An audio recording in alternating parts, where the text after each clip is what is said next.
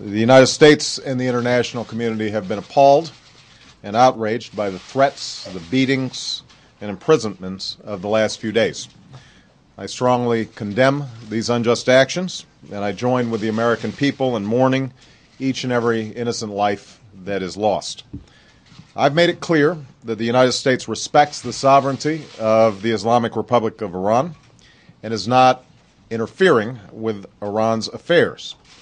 But we must also bear witness to the courage and the dignity of the Iranian people and to a remarkable opening within Iranian society. And we deplore the violence against innocent civilians anywhere that it takes place. The Iranian people are trying to have a debate about their future. Some in Iran, some in the Iranian government in particular, are trying to avoid that debate by accusing the United States and others in the West of instigating protests over the election. These accusations are patently false.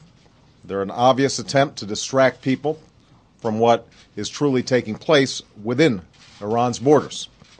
This tired strategy of using old tensions to scapegoat other countries won't work anymore in Iran. This is not about the United States or the West. This is about the people of Iran and the future that they, and only they, will choose. The Iranian people can speak for themselves. That's precisely what's happened in the last few days. In 2009, no iron fist is strong enough to shut off the world from bearing witness to peaceful protests of justice. Despite the Iranian government's efforts to expel journalists and isolate itself, powerful images and poignant words have made their way to us through cell phones and computers, and so we've watched what the Iranian people are doing. This is what we've witnessed. We've seen the timeless dignity of tens of thousands of Iranians marching in silence. We've seen people of all ages risk everything to insist that their votes are counted and that their voices are heard. Above all, we've seen courageous women stand up to the brutality and threats, and we've experienced the searing image of a woman bleeding to death on the streets. While this loss is raw and extraordinarily painful, we also know this: those who stand up for justice are always on the right side of history.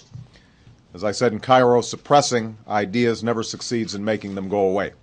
The Iranian people have a universal right to assembly and free speech.